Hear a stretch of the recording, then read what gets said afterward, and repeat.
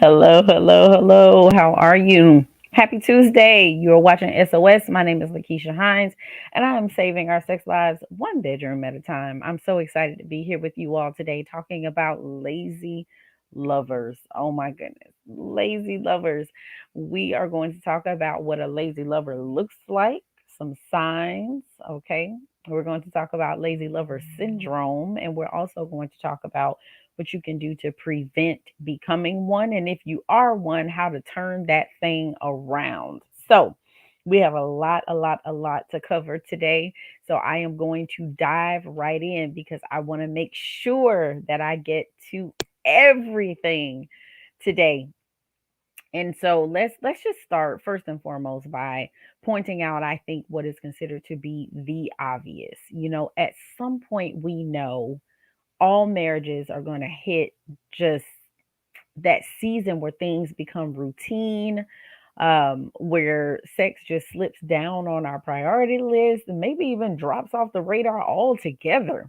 And a lot of times this happens when a baby's born, if there's illness, or if life just has a tendency to get crazy sometimes, and then that can cause things to shift in your sexual life together. And so, that toxic combination of stress, like significant stress, physical issues, age related challenges, and just insanely busy schedules, they can all add up to put our sex lives in a gradual downward spiral. Excuse me. So, again, we know that this happens very often. And so, yeah, you're not alone if this is where you are. And if you're not here, use this as an opportunity to prevent you from getting here. So, as always, I want to know who you are and where you're streaming from. So, make sure you drop a line. Of course, if you have any questions or whatever, please feel free to ask those questions as well. I am here to do that live for you. So let's talk about what a lazy lover is, right? We're going to start off with the diagnosis. And a lot of times people have difficulty seeing themselves, looking in the mirror, but we have to do it. You're here because you want to be better, right? So one of the first things that I think you can look for is settling for less frequent sexual encounters than what's your norm, right? So if your norm was, let's just say, 5 times a week, and you're down to once a week or once every 2 weeks, that is definitely significantly less. And also, if you're okay with that, like it's not a big deal for you, then that may mean that you have become a lazy lover. If you back off from initiating and pursuing, that could be a sign that you are a lazy lover. And if you put almost no effort into being creative and innovative, then that also could be a sign that you've become a lazy lover. And then also accepting lower intensity and passion levels in your lovemaking. If it used to be very intense and you just felt like the fire in the bedroom or wherever it is that you're having these encounters, and now you're not having that same level of intensity and passion, that could mean that you are a lazy lover. So, again, just some signs, right? We're just literally just scratching the surface. I'm going to give you more signs that can indicate that you're a lazy lover. Constant teasing. Now, I will admit I've been guilty of this. I am a teaser. I like to tease, I like to play. And at one point, I didn't make good. I didn't make good on my teasing. Of course, that's not the case now, but I do remember a season where I was that one who would tease a lot and didn't make good on it.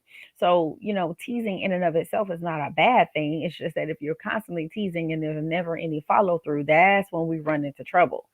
So, it's a way to flirt and it's a way to get your spouse's attention. But when you are incessantly teasing, then it becomes rude at a certain point and condescending. And it can be hurtful, right? So we really need to be taking the time to show each other how much we love you every single day. And the teasing and the flirting is cool, but really what we're doing is we're sending out a message that I'm attracted to you, I desire you, I want you, I'm excited and looking forward to connecting with you. And then when you don't follow through, it's the letdown. is straight up disappointment, and therefore needs are not being met. So we, again, the teasing in and of itself isn't bad. It's when you're not following through on that teasing. So, hello there. I think it's Tara Lene, Chrissy, Lady Z. Hello, hello, Alaska. Oh my goodness, Arizona. Hello, Queen Chrissy, and Lady Z. Good to see you. Good to see you, Tori. What's up? Hey, fam. Thank you for watching. Thank you for joining. I appreciate it. So, we were just talking about again signs that you may be a lazy lover, and I gave you signs, but the last one I was just talking about is teasing. And so the next one is saying no to date night. And, I know we say no to date night for multiple reasons, right? Sometimes it's work has gotten in the way. We don't have a sitter. Maybe it's not the best financial time, or it could just be we're exhausted. We had a long day, a rough day. We're tired. So, no date night tonight. So, I understand that. But we're talking about frequently saying no to date night, right? Because date night is so important because that's the time that the two of you have to be able to focus on each other, and you can communicate. You can actually solve problems together. You guys can have a good time laughing and reminding each other why you fell in love in the first place, which gives you that ooey, ooey, gooey gumdrop feeling on the inside, right? Which is really, really important to intensify and increase your intimacy, which ultimately improves what happens in the bedroom. So, if an opportunity for a date night comes up, you both should be jumping at the chance for date night and not turning it down. Another sign is being too busy to help out. Now, I know we all have very busy, demanding lives, but we should never be too busy for each other. Nothing should come before your spouse except God. That is it. So, every spouse excuse me, should be able to help out around the house, help with the children, run errands, whatever it is. I know that everybody needs relaxation. No one spouse should constantly be glued to the couch while the other one is running around feeling overwhelmed, buried, because what it does is just make the spouse doing all the work become bitter and resentful toward their spouse. That they get to enjoy all the fun, have all the relaxation, they get to rest, but they're running around literally, as my mother used to say, like a chicken with their head cut off and not getting any assistance from their partner. Remember, we're a team. So that means that we have to work together to make sure that we're getting things done. And so I'll mention this on both sides, right? From both perspectives. The person who desires to have the intimacy and the sex and the connection at the end of the night, um, many times when I've been working with couples, they're the ones that have a tendency to not be putting in as much work. That's not always everyone, but I'm saying this is what I see a lot of times with couples. And so it's like, if you know you want to have that connection time at the end of the night, help out so that your spouse can get done with everything that needs to get done earlier. They're not so tired. They're thankful and appreciative that you are jumping in and helping out, and they really may want to pay you a special favor for your support. I'm just saying. So you want to help out, right? And again, the person who who is, running around like they're chicken, like a chicken with their head cut off, is many times wanting to have that connection too, but they're just like by the end of the night, they're so done and just exhausted that there's no energy left for you. And you've been resting. So the one who's been resting many times will expect the person who's been running around to initiate sex. And then we get into argument because that person's like, why are you on the couch chilling? I've been running around doing blah, blah, blah, blah, blah. And you want me to come to bed and initiate sex. So that's definitely a one-sided relationship. And both parties are not carrying their weight. They're not doing their share to help make that house and that family run smoothly. It's not enough to just go to work and pay bills. And this is not gender specific because they are stay at home dads, just like they're stay at home moms. They're single income homes, just like they're double income homes. So the dynamics are very different now from how they used to be 60 years ago. Everybody's working now. Everybody's doing something. And even for the person who is the stay at home person, that's a difficult job raising children. So even still, we need to be supporting each other. Okay. Hopefully that resonates with you and it makes sense. I see an amen from Tara Lene. Hopefully I'm pronouncing your name right. But yeah, like we have to work together. We're partners. We're partners in this. And we do need to support each other. All right, another sign, not taking care of oneself. So very, very few people that we know, right, that I know, are marrying supermodels, or people who would make it on to GQ's magazine, the world's most attractive man or woman of the year, whatever, right? But I'm sure that when the two of you first met, there was something about that person that attracted them to you, or you to them. And so we want to make sure that we're keeping that up. Okay, especially after several years of marriage and after children, if you have them, all the more reason why we don't give ourselves an excuse to just let ourselves go. Obviously, if there's been health issues, illness, cancer, things like that, then obviously, we have to give a tremendous amount of grace, because literally you've been fighting for your life. And your physical appearance is probably the last thing on your mind. It's about trying to live. So that piece I understand. But for everybody else who hasn't gone through any major traumatic physical illness or injury or anything like that, your regular hygiene, your daily exercise, monitoring your blood pressure, checking your cholesterol levels, all of those things are so important. Monitoring your weight loss or gains, right? They're important for yourself and for your marriage. So you're doing it for yourself first, because if you don't feel good about yourself, then there's no way you should be expecting your spouse to feel good about you, because they're feeding off of your energy. So when you feel good about yourself, you're happier, you're more willing to help, you're more willing to participate and show love to your spouse. So, I mean, there's so many benefits to you taking care of your body and your appearance. And it's just something that will make you, generally speaking, feel better about yourself overall, which in turn will increase the level of intimacy with you and your partner, and they will want to connect with you. When you're sad, depressed, you're not feeling good about yourself, and I'm not talking about clinical depression that is beyond your control. I'm talking about you're allowing your thoughts to control your emotions and make you sad and make you feel depressed. Then your spouse isn't really wanting to push in at that point. They want to pull back. And most times that's the complete opposite of what you want.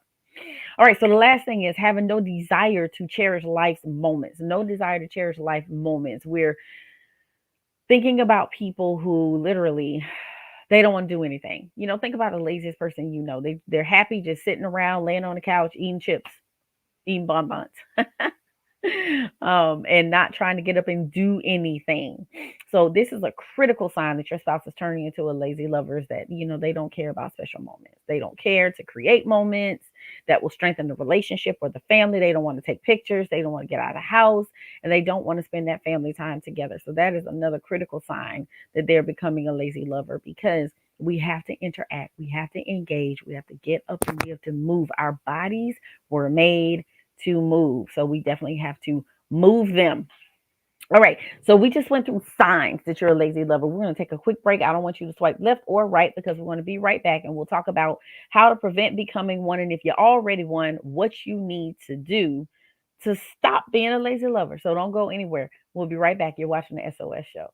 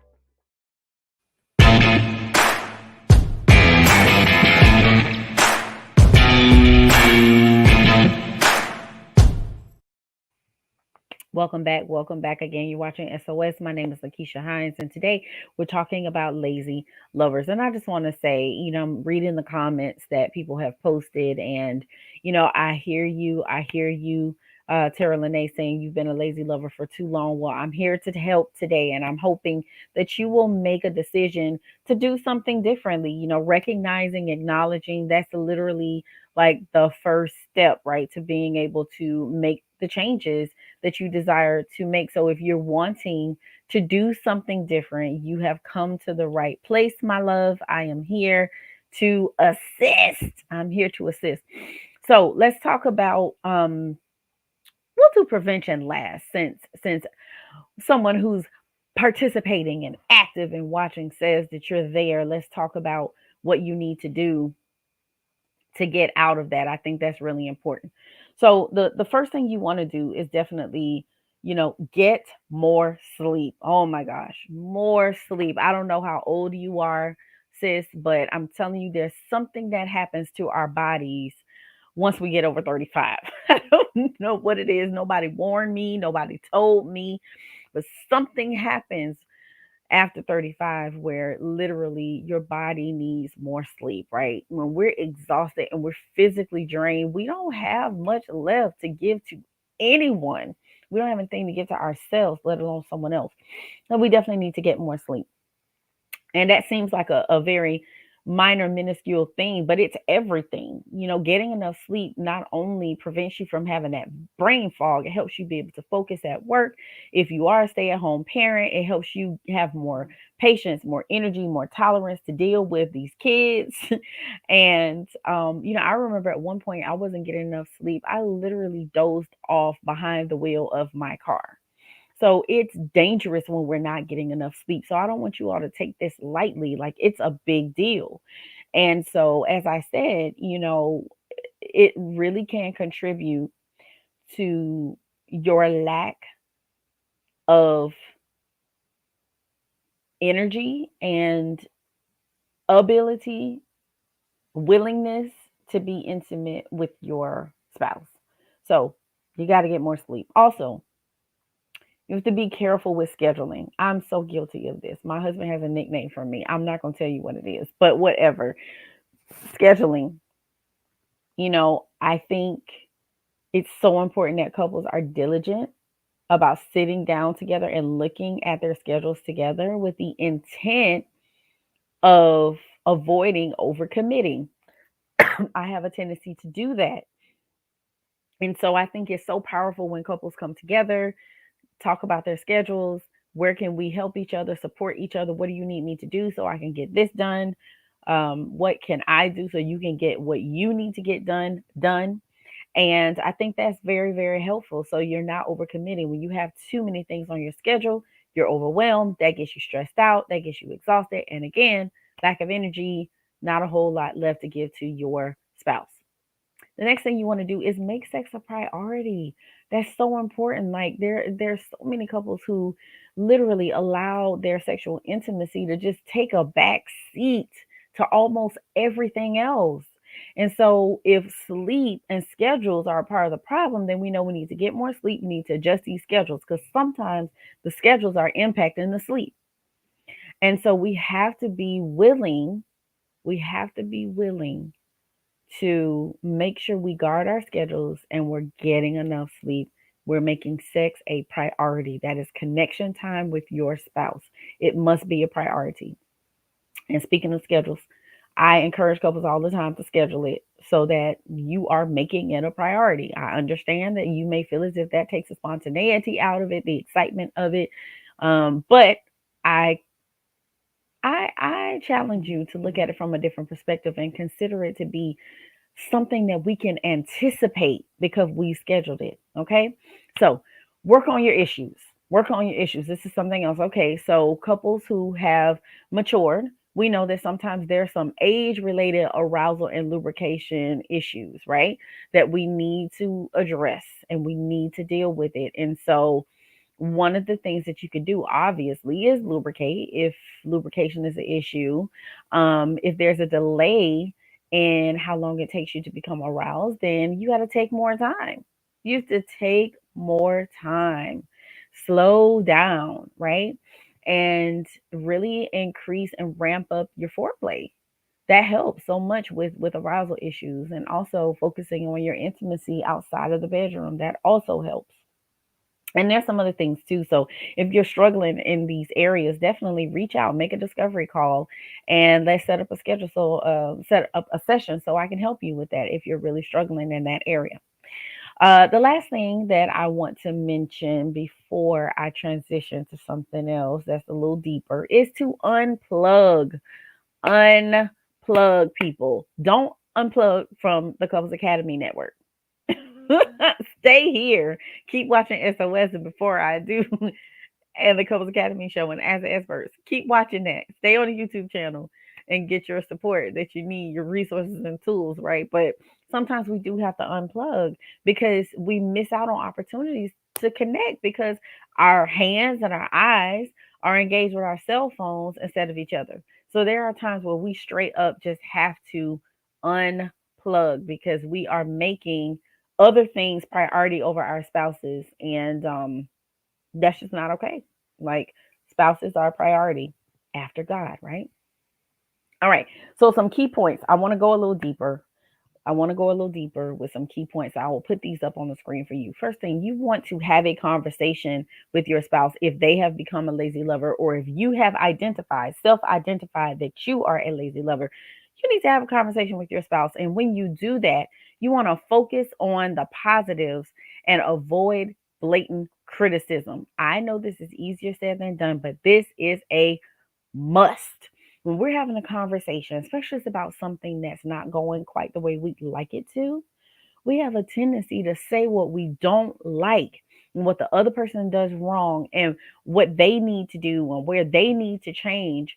So instead of focusing on the negatives and things that are going wrong, let's focus on the positives about what your spouse is actually doing well and what they're doing that makes you feel good and how they can make you feel even better. So when you're coming from a positive place, you can introduce to your spouse some requests that don't come across as criticism, because ultimately that's what you want. And then also, create space, allow space for your spouse to communicate anything that they would like for you to improve. And it should be a back and forth type of thing. What can I do to improve and what you can do to improve? Society is something, you know. Society has socialized men to be sexual stallions and studs who know exactly what women want without them having to tell them. And women, we're fed the exact same fantasy. So, what happens? We as women are often not comfortable with providing feedback. We're not even thinking about providing feedback. We wait until we're upset to blurt out our disappointment, which in turn really can wreak havoc and cause such emotional damage to our husbands. Men oftentimes will say how instructive women are when it comes to meeting her sexual needs. And so, literally, ladies, I urge you to think about how you handle your communication. Are you too verbal? Same thing, man. Sometimes that's the case with you as well. Maybe you're a little too vocal. Sometimes you just need to take your spouse's hands and put them where you want them to be. And we don't need to have a conversation about that. You have your hand over here, but it needs to be a little bit over there. So just put it over there. Keep doing what you're doing. But just, I like this spot better. And we don't have to have a conversation about that. You literally can just put that hand where you want it to go, or whatever it is that they're using. Put it where you want it to go. And then here's another question. Do we really have to achieve penis vaginal orgasms every time? And I know some of you are probably looking at me crazy like, LaKeesha, hello, that's the point. And I feel you on that. But sometimes we just need to enjoy the ride. Sometimes, like, that can be okay. And if you don't reach an orgasm, just as long as at the end of it, you feel good about what has happened, You feel safe, you feel comfortable, you feel happy, you feel satisfied, because there are other ways to get there if that is the end goal. And it doesn't have to be penal vaginal stimulation, penis vaginal stimulation. As a matter of fact, 25 to 35% of women do not have an orgasm by penises alone. They need other stimulation. So I'm just saying that doesn't always have to be the goal to have an orgasm from penis vagina intercourse. All right.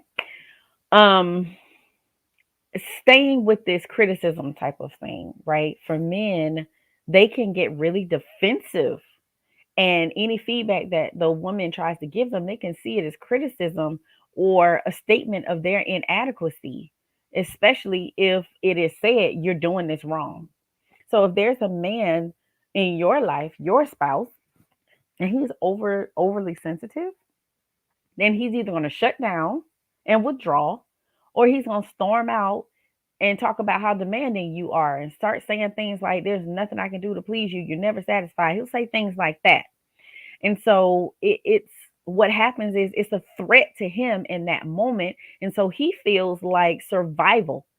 So as an instinctive reflex, he'll say to himself, it's not me, it's you. You're the problem. It's not me, it's you. And which in turn makes you feel like, well, I'm just trying to tell you. I just want to talk about this so that we can work on it and try to make things better. But it's all in your packaging and your delivery. You got to package that thing the right way, and you most certainly have to deliver it the right way, ladies, when you're talking to your men. And likewise, men, we want you to be sensitive in how you communicate with us as well if we're not meeting your expectations. All right. So we want to focus on the positives and avoid blatant criticism. The next thing is to explore your own feelings and expectations, right? So sometimes, you realize or you've observed that your spouse has become lazy and selfish in bed. That you may feel used because of that. If they're focused on their own needs and, left empty, left feeling dissatisfied.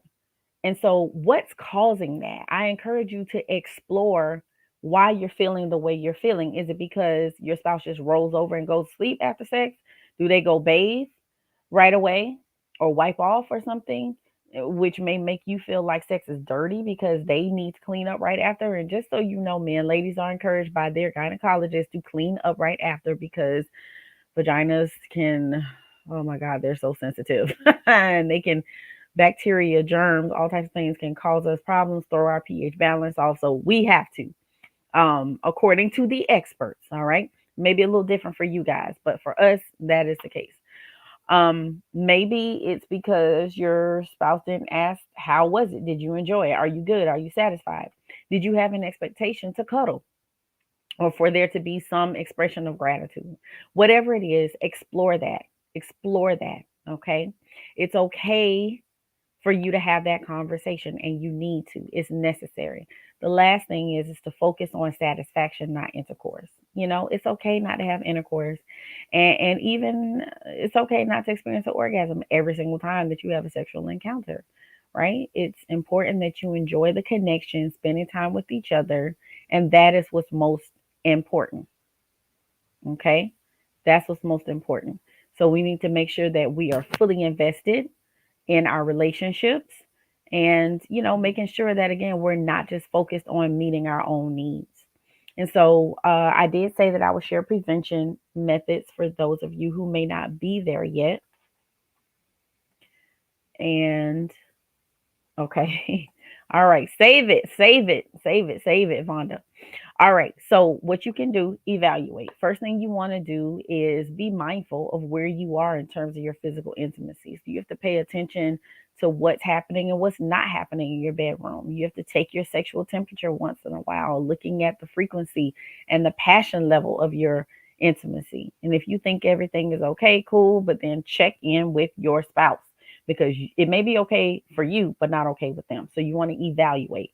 Second thing you want to do is innovate. We want to make sure that sex is safe and comfortable, but it doesn't have to be routine, right? So you want to mix things up a little bit, try different locations, try a new position once in a while, right?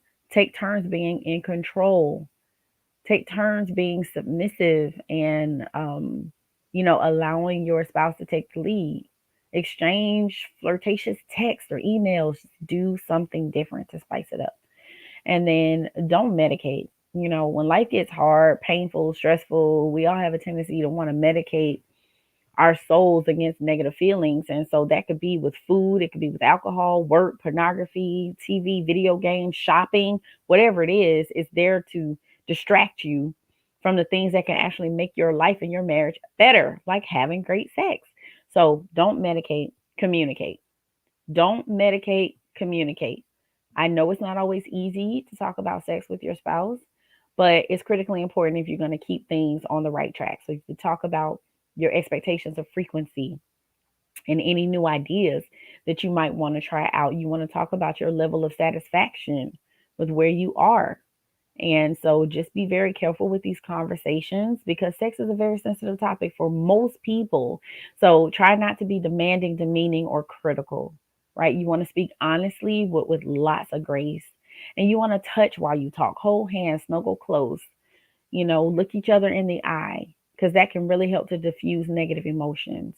And if talking is too difficult, then you might want to write a letter or an email or again, book a session. You can definitely do that. And I'm here to support you all. Okay. And if you do want to book a session, all you have to do is go to couplesacademy.org and go to practitioners and look me up and you can book directly right online or you can make a discovery call with Asani. All right. So hopefully you all got some good info out of this. And I'm praying that your sex lives are thriving, not dying.